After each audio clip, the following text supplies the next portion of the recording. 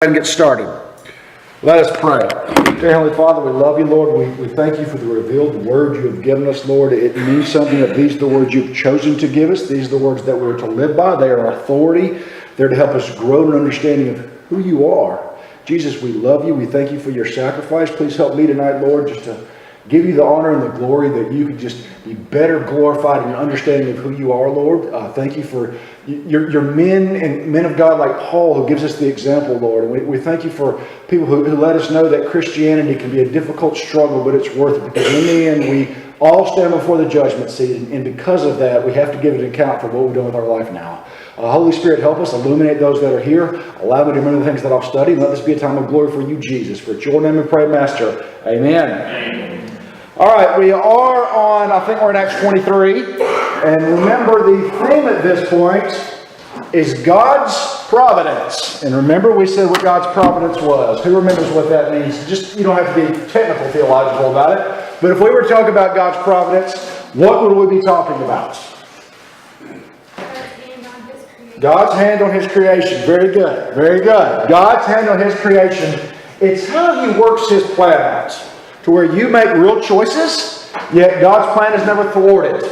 He is very interactive with His creation. He didn't wind the clock up and let it go. He has a purpose and a plan. This plan cannot be thwarted. He uses man's real decisions that they really make to fulfill His purposes. And if He doesn't have the ability to use wicked men to fulfill His purposes, then how will His purpose ever be fulfilled? It couldn't, because we're all wicked. So what we're going to see is examples like Paul going and being promised by a vision from Jesus that he will end up where? He'll end up in Rome. Where is he now? He is in Jerusalem. How does he end up in Rome? Does he end up in Rome via a train ticket where he gets to sit back and eat caviar? What does he do? He goes, yes, it takes a long time, a lot of pain, and a lot of human real decisions being made that God has His hand behind, even if the intent is different.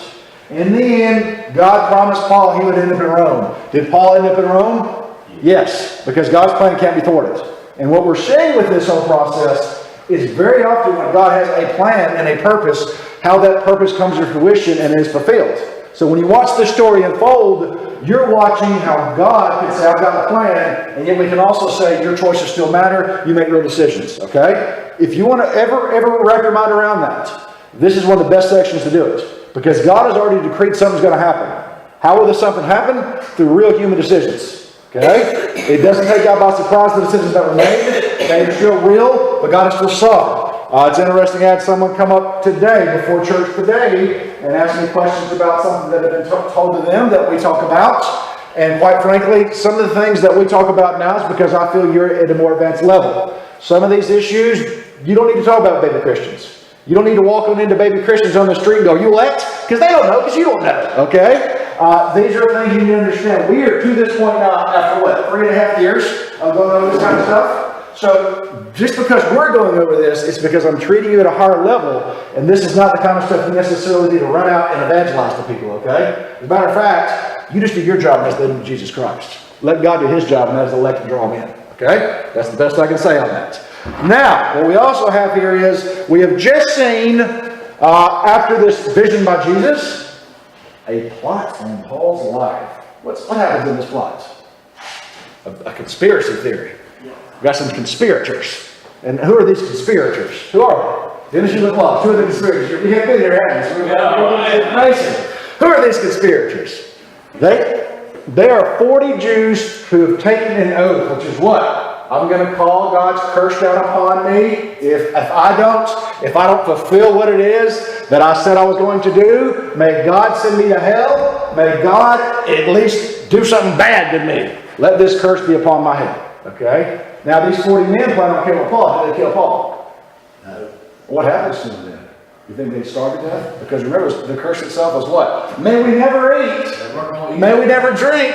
May we never do anything until we have killed this pestilence Paul, this public enemy, this nuisance. Until we have killed him, may we not eat or drink. And what was the plan going to be? We are going to get a public prisoner transfer. We're going to get the Sanhedrin involved in this. And we're going to get Paul taken from the fortress Antonia, and he's going to be taken over to the Sanhedrin meeting house, and the Sanhedrin meeting house, which is the northwest corner in the temple area. In the midst of that, what's going to happen?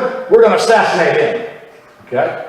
And remember, these 40 men themselves, more than likely, would have been willing to die in this process. They are doing this straight Islamic style. Think Middle Eastern terrorists right here. Because this is where we are. Ancient Middle Eastern terrorists. These, more than likely, are not the Sicarii, but they have the Sicarii mentality. Remember Sicarii, the dagger men, the extreme terrorist of the day. The reason this is more likely not the Sicarii is the Sicarii hated the Romans. And the high priest and the Sadducees were what? Buddies with the Romans. And inevitably, remember, the high priest now had an Ananias.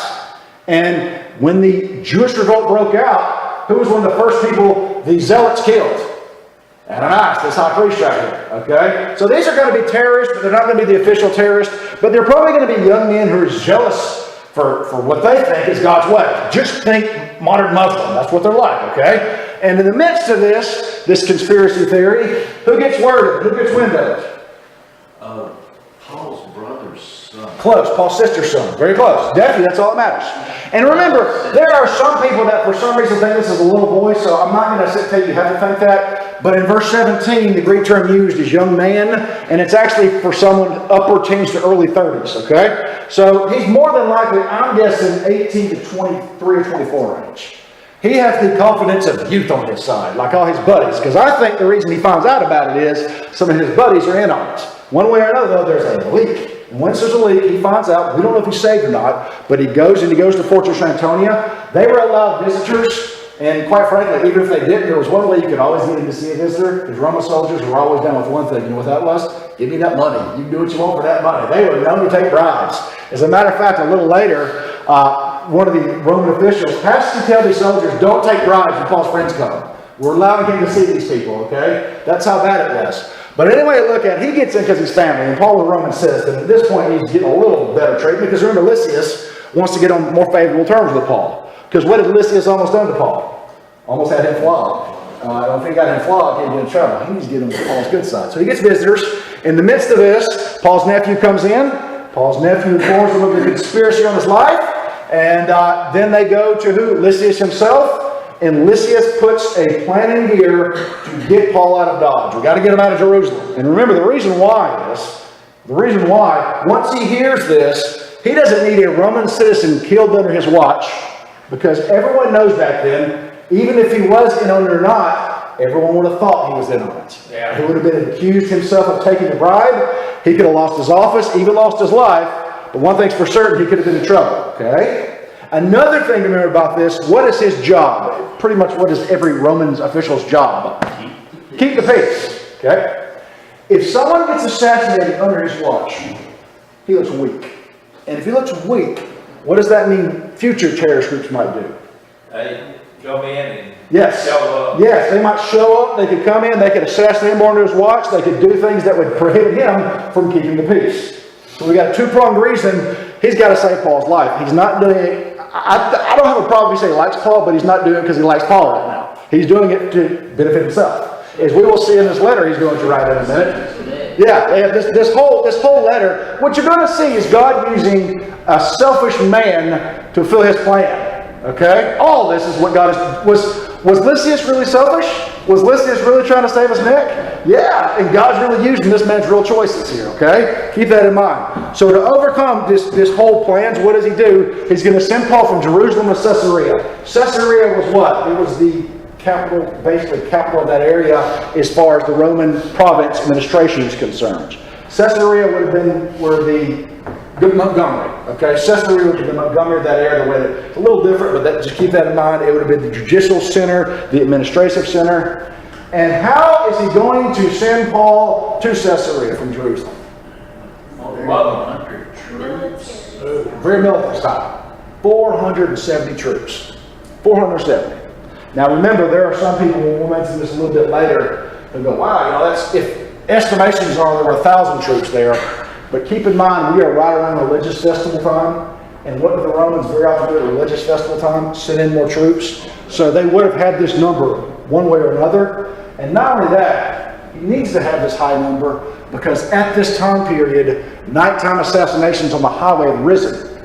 And the reason why is because the guy we're going to see today, Felix, if you assassinated somebody, he would let you off the hook for what you think? A large sum of money. Yes, now this bribery business you're getting, a lot of corruption going on.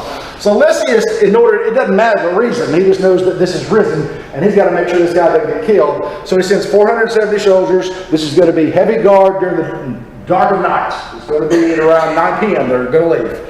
And before he goes, though, that's what I look at starting today, he's got to draft the official letter to Governor Felix. And this is going to explain the prison transfer. This letter is going to be given in verse 26 through 30. And we know based on verse 25, the Greek used there, the way Luke describes it, Luke had an actual copy of this letter. What did we say last week? How would Luke have a copy of this letter? Anybody want to guess?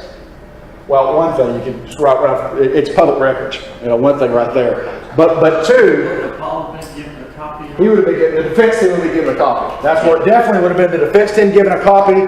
And some even possibly think if he needed to be, he could have been there when it was read aloud and written it. But one way or another, he could have got this. The Greek he used, this is an exact letter. This is not him summarizing or putting words in. The exact letter that was written. So you're looking at one of the oldest letters in the known world right here. Okay? Keep that in mind.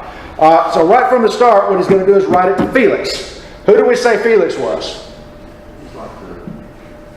Governor. Governor's a good word. Governor's a very good word. That would be the synonym for what we use today. He's basically that type of position, and he ruled between AD 52 to 59. Remember, for those, what confuses y'all? The right way is to say AD 52 to 59. You like it 52 to 59 AD. Before 100, put it that way, okay? That's where we are right now. You got it, guys? That is when he's going to rule and reign, okay? Anybody want to guess what his rulership was defined by? Bribery is one thing. Very good. Bribery, violence, chaos, and instability. Which is going to be funny because the typical Jew we'll see in a minute hates him. However, the upper elite class Jew doesn't mind him as well, because at the very least he's able to keep their power with this mentality he has. And all they're about is their power. Now what's interesting about this guy, he's one of the first guys you see like this in Roman office. He was a freedman. What's a freedman? Was a former slave or his family. Very good. Yes. And he himself was a former slave. Very good. And the way he even came to office was his connections to Emperor Claudius. I think even some sources say him and his brother, or his family at least, was Emperor Claudius' mother's personal slaves. Now inevitably his brother, like Claudius is his name, becomes really good friends with Claudius. And once they become freed, him and Claudius are hanging out, and then Felix starts hanging out with them, and then Felix gets in good with them, and this is how a slave gets this high up in the Roman administration. So they would allow a freedman to move that high up into the ranks? It was not, we'll see, I'll say this as well. Did Emperor Claudius allow it? Emperor Claudius allowed whatever Emperor Claudius wanted to allow, put it that way. Did the Roman citizens themselves like it? No. They couldn't stand it. Yeah. They looked at Felix with disdain. As a matter of fact, one source even writes, the ancient Roman historian Tacitus writes this. He goes, Felix practiced every kind of cruelty and lust. He wielded royal power with the instincts of a slave. That was their way to say, we don't like this guy, he ain't qualified. Okay? So although you go to the emperor, you get the job, and although he had the power, he was looked down upon by many Roman citizens who didn't like someone with that class rank moving up so highly. Okay? So that's a very good point on your part there. He was also known to stimulate social unrest among the Jews in particular. During his time period, you've got this rising type of Jewish nationalism. This Jewish nationalism is on the rise. He was very much a catalyst for that. He was someone who really, what would happen is there would be these insurrections that would happen, maybe a riot. We'd have a political riot, a religious riot.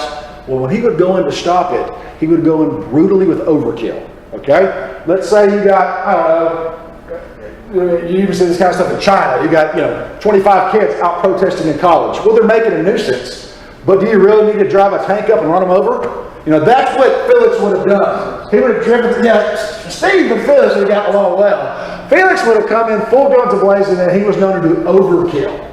Even so much overkill that other Roman citizens thought he was cruel, as Tacitus just said. Well, what this did was, you already had one group of Jews who hated the Romans and an anti-Roman feeling. Well, when you're doing this to more or less Jews who don't deserve it, now the guys that are neutral are also moving towards the pro-freedom movement. Okay? So what this is ever going to do, it's going to spark the 66 AD revolt, which goes on from 66 AD to 70 AD, which what happens in 70 AD? Fall of the temple, the destruction of Jerusalem. So this guy plays a part in lighting the fire that sparks the flame that sets everything ablaze. He is going to be huge in on all this, okay? Next, he was known for his political marriages. He married 3 princesses. So, is that right? Princesses? Is that how you say it? He married 3 princesses. One of them was like a granddaughter, a great-granddaughter of Antony and Cleopatra. Another one was would have been Drusilla. We're going to see Drusilla in a minute. That is one of the daughters of Herod Agrippa. Okay? We're going to see her in a minute, which Drusilla is interesting because Drusilla and her brother, Agrippa II, were so close. I'll let you guess what people kind of wrote about them, okay? Yeah, just say it that way. There were some rumors about them. We don't know, but historically, there were some rumors. Now, next, and last but not least, about Felix, he was initially liked by Nero. Nero is the guy in Revelation, the Antichrist figure. Nero becomes a symbolic, like these type guys. Nero becomes that. Nero's the guy who's going to kill Peter and Paul. He's going to be this guy. He's going to burn Christians alive. That's Nero. Well, Nero initially likes Felix, but inevitably Felix's incompetence even turns Nero against him. And in AD 59, because he mishandles this uprising in Caesarea, Nero kicks him out of office. What happens is the Jews and the Syrians, not us Syrians, but the Syrians, they get into this riot street fight. Okay? Well, the Jews win the street fight.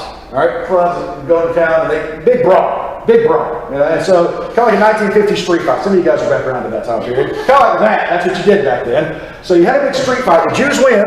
And so then, Felix goes in with his men and he tells the Jews to stand down. Well, they're riled up. They're going, yeah, we're just going to fight. And so they won't calm down. So he sends his men in to slaughter them all and then sends them in to rob all their property.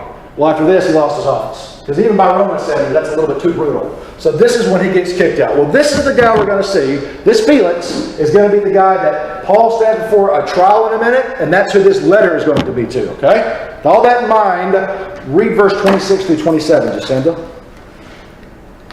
Claudius Lysias to his excellency, the governor Felix, greetings. This man was seized by the Jews and is about to be killed by them. When I came upon them with the soldiers and rescued him, having learned that he was a Roman citizen. Okay, verse 26 starts out, this is if anytime you wrote a letter, this is what it looked like. You see this in Paul a lot. So Paul is writing, you know how historically accurate the Bible is, because Paul is writing letters that would have been written that way during the day. You see it like this right here, okay? This is going to be the threefold salutation, okay? You start out by identifying the sender. Who is the sender? Claudius Lysias. And all this time you've asked me, how did I know who that leader was in Rome during that time? Well, that's on you, because it says it right here. That's what we're looking forward to, okay? That in history tells us. You find these things when you pay attention. Who is it addressed to? Felix! Just think of the cat. Remember the old cartoon cat you guys got? Just think of him. It was addressed to Felix. Now notice what he calls him. What 2 titles does he say? Most excellent governor. Yeah. Well, most excellent would have been equivalent to the knight class, which is just below the senatorial class. There's one problem. What class is he? Freedman class. Okay? So he's giving him the title of knight class, but he's of the freedman class. So what's he doing? He's sucking up to him. He's giving him an honorary doctorate right here is what he's doing, okay? He's sucking up to him. He's giving a higher social status. And then he says governor. This is recognizing his superiority to Lysias is what he's saying. It is his office, but he's recognizing his superiority. How you doing, buddy? That's your typical greeting, okay? Then in verse 27, we get Paul's arrest, okay? Now, Paul's seized by the Jews, but who's he rescued by? Lysias. Oh, well, we're going to see a lot of Lysias involvement now, okay? Remember, Lysias is writing a letter to his boss. And he's writing a letter to his boss about how well he's doing his job. So you just think about how you write a letter to your boss about how well you're doing your job and see if you blame Lysias for talking this way. Just keep all this in mind, okay? Not only that, if you're doing a bad job, not only would you lose your job, but you lose your head. Keep all this in mind. We all blame him how self-centered he is, but it's a whole different ballgame here, okay? So in verse 27, we're going to see this. Lysias talks about his personal involvement. He's going to paint himself in a much more favorable light than how the events actually happened. This starts out by being seen when he says, I intervened and rescued Paul because he was a Roman citizen. Is that why he intervened to rescue Paul initially? No, it's not at all. What he's doing is he's portraying himself as a protector of Rome. You can trust my disposition, I protect Roman citizens. Despite the fact, he only learned of the citizenship actually after the rescue. Okay? Remember all the events? But as Schnabel points out, so many others, you really want to know how he's handling this. Yes, does he kind of summarize and make himself look good there? Think of all the things he leaves out that actually happens. Not only does he say, I rescued him. Right before the flood. Yeah, exactly. Yes. He leaves out the Jewish riot and the public turmoil that was happening around the arrest. Why would he leave that out? Rome don't want to hear. Rome don't want to hear about that. Makes it look like he can't keep the peace. He leaves out that it happened in the temple. And the reason that's the case is Fortress Antonia is touching the temple, which means it happened right under his nose, which makes it look oblivious. You don't want that to happen. He leaves out the fact that he had a mistaken identity. Because remember, he thought Paul was the Egyptian. Remember that? Why does he leave that out? Because that would contradict his story. Yeah, that would contradict his story. That said he rescued him because he said he was a Roman citizen. And then he leaves out the most important part, as Steve just said. What does he leave out, the most important part? Right before the flood. Right before the flogging. He didn't mention he had him strapped up, stripped bare naked, ready to beat to death. He didn't mention that, did he? He had to leave that part out. Why would he leave that part out? Because if that part was in, he himself would be in legal trouble. So you notice the things he leaves out and then how he paints the picture. And very much, I'm writing a letter to my boss about how I'm doing my job, okay? And then in verse 28 through 29, he continues to show his effectiveness. He's going to summarize the Sanhedrin preliminary hearing we went over, but he's going to do it in a way that makes it look like he's doing his job. Read verse 28 through 29. And desiring to know the charge for which they were accusing him, I brought him down to their council. I found that he was being accused about questions of the law, but charged with nothing deserving death or imprisonment. All right, so this is a recap of the Sanhedrin preliminary hearing, but it does so in a way that makes it look like he's doing his due diligence to establish the facts. This is going to be brought up in verse 29, which is called the formulation of his preliminary conclusions. What he's going to do is he's going to let Felix know what he was able to accomplish. Okay, he's got to give him something because we've got to explain this prisoner transfer. Because he can't just drop him off in his lap, because then he looked insufficient. And he's writing a letter to his boss, and he can't look insufficient to his boss about how he's doing his job. Keep all that in mind. So he was able to establish this whole thing is controversial questions about Jewish law. Next, I was able to establish that he was not guilty of breaking any Roman criminal law. Therefore, he does not deserve the death penalty. However, and this is where your typical pastor gets it wrong. This is where I listen to a lot of pastors, and they did get it wrong. Even some ones that are normally good. This just lets you know that when you try to get forced into 3 summers a week, what you're going to do is force your pastor, if he doesn't kill himself, to make mistakes. And this is where the mistakes get made. Things like this. This is going to be a huge fact as well. A few things here, if you want to know the real history.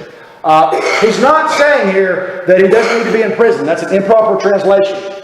Okay? That's not even what it says in the Greek. In the Greek, it's without change. And there's a big difference here. What he's saying is, this guy probably needs further investigation, okay? Because unforeseen circumstances forced me to basically prematurely end my inquiry. What was premature circumstances? This guy's about to be killed, now to get him out of Dodge, okay? So what's going to happen here is, he's saying, listen, at this point, there needs to be further investigation, but it's my recommendation at this point that he has what's called an honorable detainment. An honorable custody type situation without chains. Because remember, very often we'll see him, they'll be what? Chained to a guard, chained to a wall, chained to something else. So Lysias recommends that he get honorable custody. Felix will not go with this. We'll see in a minute. That's misunderstood as well. At this point, this is what's huge. And Shepard wrote a huge deal on this. And unlike everybody else that gives like one little sentence and moves on, Shepard wrote a ton on this and was able to break it down and explain why it is this way. What he's saying, Lysias is not declaring Paul's innocence. Lysias is not even saying that he shouldn't be imprisoned.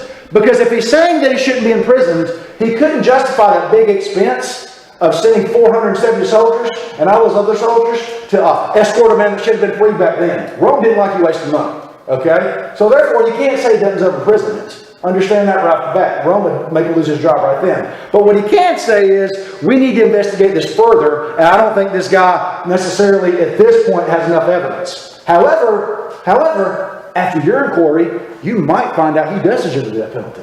So he's not saying he's innocent all the way. What he's saying is, this is as far as we've taken it, you need to do more. He's getting himself off the hook is what he's doing, okay? Understand that. Yes, that's what he's doing. And now he's going to see right here, he's going to explain why he has to do this in verse 30. Read that. And then when it was disclosed to me that there would be a plot against the man, I sent him to you at once, ordering his accusers also to state before you what they have against him. All right, so what he's saying right here is he's giving the reason why he couldn't complete the trial of Jerusalem. This is still his boss. Why is he going to not be able to finish it? He's got to explain why. Because I'm a protector of Rome, and this Roman citizen had his life threatened. Now, yeah, but is that really why he's sending him out? No, because he can't afford a Roman citizen to be assassinated because it hurt him. He could care less really about Paul at this point, but he's making it sound like he's a protector of Rome still. God using a selfish man's decisions, a real desire from this man, but God using it as part of his plan. Keep in mind, remember, we mentioned this last week, but these situations, always keep in mind, when Joseph's brothers talked to Joseph, they were, we're sorry. What does Joseph say? What you meant for evil, God meant for good. Exact same thing, they were doing it with different intents. That's what God's meaning this for good, to fulfill his plan. Lysias is meaning it, I guess you could say, for evil, for self-centered reasons. But one thing's for certain, it's working out the way God designed it. Okay? That's how we're seeing this unfold right here. Remember, keep all this in mind. What did Jesus say in the vision? What did he guarantee in the vision would happen to Paul? He would what? Make it to Rome. And what you're seeing now is how that vision came to fruition. And part of this happening is a self-centered man saving his own neck. That's how God does things. Okay? Now we see right here, he's explaining why the transfer had to happen, and he's also beginning to explain right here that I had to act immediately because there's a death threat on this man's life. And then he basically lets it be known that his accusers are also going to appear before you because I'm a fair man, basically. Verse 31 through 35, the prison transfer. Go ahead and read verse 31 through 35. We'll probably wrap it up for this. So the soldiers, according to their instructions, took Paul and brought him by night to Antipatris. And on the next day they returned to the barracks, letting the horsemen go on with him. When they had come to Caesarea and delivered the letter to the governor, they presented Paul also before him. On reading the letter, he asked what province he was from, and when he learned that he was from Cilicia, he said, I will give you a hearing when your accusers arrive. And he commanded him to be guarded in Herod's praetorium. Very good, and I would like to say good job for you for getting Cilicia. It only took us both about, a year on this to finally get it right. It is Cilicia, by the way. Now, at this point, Luke is going to start his initial report. Remember, Luke's writing this at this point, and he's giving the initial report in verse 31. How Paul was taken by night to where? Anybody want to try to say it again? Very good, that's it. Did anybody hear what he said? You can say it that way. Antipatris, Antipatus, and to what? Try to say it again. This was named after Herod the Great's father, Antipater. Just so you know, that's where we get this name from, okay? Yeah, that's fine. Anyway, look at it right here. He was taken to this place. This place is located on the border of Judea and Samaria, about 35 miles northwest of Jerusalem, and it's got a secure military fortress, which means these soldiers have just marched about 35 miles all through the night. And they ain't moving slow. Okay? Keep all that in mind. And they do this in one day. So they get here, and they get to this military fortified base. And at this point, verse 32 is letting us know that a big contingent of the soldiers turns back around. Now, there's debates on how this should be worded. Some think the Greek should be translated, they turned around sooner, farther outside the city. Some think this is exactly how it should be translated. All you need to know is this is where he's going to lose a big contingent of his 470. Okay? One of the main reasons why, actually the reason why, is they're now Judea and Samaria. Once we get into this territory, we're moving away from Jewish territory into Gentile territory. Why would we be safer in Gentile territory with Paul right now? Because you're not having the Jewish uprising. You're not having Jewish terrorists there. This is who wants to kill him, are more of these Jewish assassins. They're not in Gentile territory. They won't allow that, okay? But once you're out of Jewish territory, you're good to go. All right, verse 33 to 35 deals with the arrival in Caesarea. It's the completion of the prisoner transfer. This is where Lysias' letter gets delivered. This is where Paul is handed over to Felix's custody. And this is where Paul has an immediate preliminary hearing. The key here is going to be Paul's first encounter with Felix in verse 34 to 35. Read that again because there's something about it I need to point out. On reading the letter, he asked what province he was from. And when he learned that he was from Cilicia, he said, I will give you a hearing when your accusers arrive. And he commanded him to be guarded in Herod's patronium. So what we learn first about this is Felix reads the letter more likely out loud to everybody, okay? He asked Paul about his home province. Why would he ask about that? Confirm his Roman citizenship. What he's doing at this point, he's deciding if he wants to even take this trial. Okay? He's looking at it from, can I get out of this or not? Well, when he finds out where Paul is from, he inevitably has to take it for a couple of reasons. It's possible he ends up doing it simply because the infraction happened in Jerusalem, but more than likely one or two other reasons. One, at this time, the Roman system was a little messed up. It kept changing a lot, so he could have actually been over it one way or another in a lesser way. But even more probable, who this would have been sent to was the Syrian governor. The Syrian governor was his boss. And would you want to send a trial to your boss without an explanation? No, it's like giving your boss extra paperwork. He ain't going to like you for that. So what does it say? I'll take the case. So he takes the case right here, and he agrees, I will take this case, I will try you. In the meantime, you're going to stay in Herod's Praetorium. Now, yes, this is the official residence of the governor. This is one of these things where your typical pastor gets wrong again. This is the official residence of the governor. We're talking about the first century. Okay, for some reason they think, oh, he's living with Paul. So now the lap of luxury good for Paul. He's in the governor's mansion. What do you not think that they didn't have dungeons in these things? I mean, anybody who studies history at this point knows this. And this is where having history helps a lot. You know, they had dungeons. And once again, the only person who seemed to actually catch this was Schnabel. And this is all about Schnabel. He gets these type things. And what he says right here, he goes, inevitably on Acts 24:23, Paul gets some liberties. But for the first 5 days, no, man, these conditions would have been harsh. Because what normally happens to an initial prisoner in this type of situation, he gets put in constraints, he gets under close watch, he gets immobilized, and he's isolated from visitors. This is going to be how, when he says he puts them in the praetorium, it doesn't mean he puts them in the guest bedroom. He means he puts them in the dungeon. So Paul's initially put in the dungeon, is what this is saying right here. And initially things change, but not at first. Not at first. Keep in mind, all this between Paul arriving in Jerusalem and Paul having his actual official trial in 5 days, okay? It's going to be a total of when Paul first got to Jerusalem and talked to James and all that, remember that? To the point where he stands before Felix, is going to be a grand total of 17 days.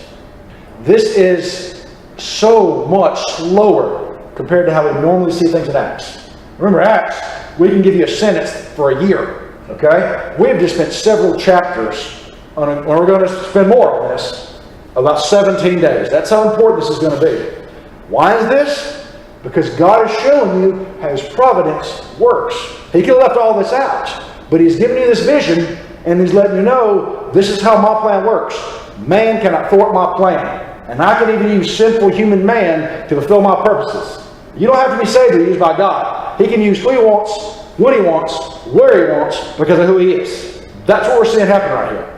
And remember, I've heard people say, well, no, you can't use wicked men. Anybody that's dreaming about wicked? Anybody that's dreaming about this? I'm a saved sinner, and my sins are hell against me, but I am sorry, I still sin. I ain't perfect. So if God can't use a sinful man and a wicked man, I can't be preaching to you.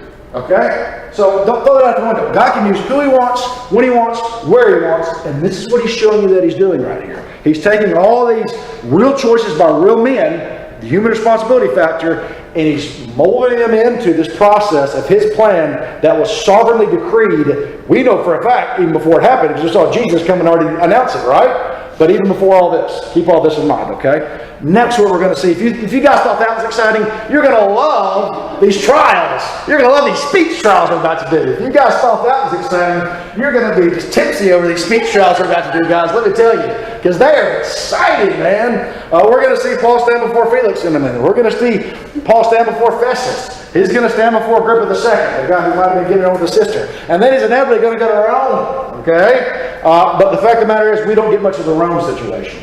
I don't know if I saw the official movie, but the other night, I saw what might have been the Apostle Paul movie. I don't know if it was or not. You guys know more than I do because I haven't watched it. You did? and this might have been it, but I think the Apostle Paul movie, if that's it, doesn't it end with him like going to Rome and dying actually, and Luke like using his medicine on somebody or something? Doesn't the movie do that? Because the book of Acts does not. And that's what I was wondering. I did not know, and I was going to ask you guys this. This was my thing. You guys have seen that Paul movie. How does it end? You don't remember? Okay, we'll find out later. I was going to let you know, I don't mind when I do that because you got to get some creativity. And if that is the case, the book of Acts doesn't end that way. And no, the Luke medicine thing is not anywhere. But Paul does die in Rome. Inevitably, he gets beheaded by Nero. So at least it was right about that. Okay, we'll get to that when we get to it. I was hoping you guys remembered it, but oh well. We'll get to that when we get to it. Inevitably, what we're going to see here, and I'll quickly do this one, we're going to see the summary events here of the trial itself. The high priest and the Sanhedrin are going to hire an attorney. This guy's what's called an orator. And what he's going to be is, he's sufficient at the art of rhetoric, and he's sufficient at Roman legal law, of course, and courtroom procedure. What is the art of rhetoric? Good talker. Good talker. He's trained in it. He's trained in it. He's a good talker, trained in talking, trained in the law, and trained in courtroom procedures. He is going to be expensive. Thank you. Yeah, he's going to be expensive, and he's going to be very expensive. But you know what? The Jews got money. They're going to spend it right here, okay? So we're going to see him come in, and he's going to bring his case against Paul. They're going to aim for the charge of sedition. If you got charged with sedition, what would happen to you? You die. You die. Just put it that way, okay? Think of similar charge happened to Jesus. This is how revolutionary type terms. You die. And they're going for the sedition charges. They're going to try to make it more political. Paul's going to make the whole thing very clearly be shown to be religious and theological. Okay? This is how he's going to counteract. We're going to see them call Paul a public enemy, a pestilence. What that means is he's a danger to society. We're going to see the first time where Christians are called, it's a form of Nazarene. Who's the Nazarene? Jesus. Okay? Even to this day, in Muslim countries, before they execute you, you get called a Nazarene. Okay? We get to see how this plays out right here. When you get martyred in a Muslim country, your house gets branded the Nazarene's house. And you're called Nazarene still by Muslims. Put it that way. This is going to be the first time we see Nazarene mentioned, and they're going to make it play like it's an heretical sect. What they're going to try to do is, they're going to say, hey, they're followers of this Jesus of Nazareth. Now they're talking in the Roman law. According to Roman law, how was Jesus of Nazareth killed? As a criminal revolutionary. So they're going to try to make Paul look like he's a follower of this criminal revolutionary named Jesus of Nazareth. That's part of this right here. And then he's going to be a temple desecrator, which is against the law at every which level. You can't be doing all that, okay? Paul's going to give his defense. He's going to let you know it's not political but theological. You can't prove what you're saying. And the eyewitnesses, the Asian Jews, do not show up. And we're going to see him call Christianity the way. This is what earlier Christians called Christianity. The way. Why do we call it the way? It's what? Way to salvation. Way to salvation. Very, very good. That's exactly right. You can play it on so many different levels. The way to salvation is the absolute answer. Very good. Okay? Which he's going to play off that, and he's going to let me know in this in-house Jewish religious dispute, and he's not guilty of any Roman law. He seems to defend himself, by the way. He seems to be his own defense attorney, which lets you know how smart of a man Paul was. Very smart man. Very good speaker. All right? Yes? This is the first time they hired a lawyer, a prosecutor. Against Paul. It's the first time they got an expensive one like this. So I'll put it that way. To give this guy this title, let you know he's your top dog, expensive guy. Put it that way. Who was the guy in the O.J. Simpson trial that got him off? He was that guy, whoever that was. Whoever it is that cost a whole lot of money. But yeah, is supposed to win. That's this guy. Okay, we'll wait to get to all that later. Very good question. Very good question. He's what's called a legal gun. Put it that way. All right, any other questions? Very good. Anything else? Well, they have a legal system kind of like what we got. You got a defense attorney and you got a prosecutor. I guess all this eventually evolved up to where we are today. Right? Yes, sir, it is. Greek and Roman society were very, very much the foundation to American society. That's exactly right. Very, very good. Western civilization. Yes, sir. Yes, sir. Very, very, very good. You're right, because these guys would be much more like us than, say, the guys in the Old Testament. Because the guys in the Old Testament we're dealing with more Eastern civilization. But by this time we're dealing with Western civilization. That's exactly right. Very, very good point. All right, anything else? Nothing else? Okay.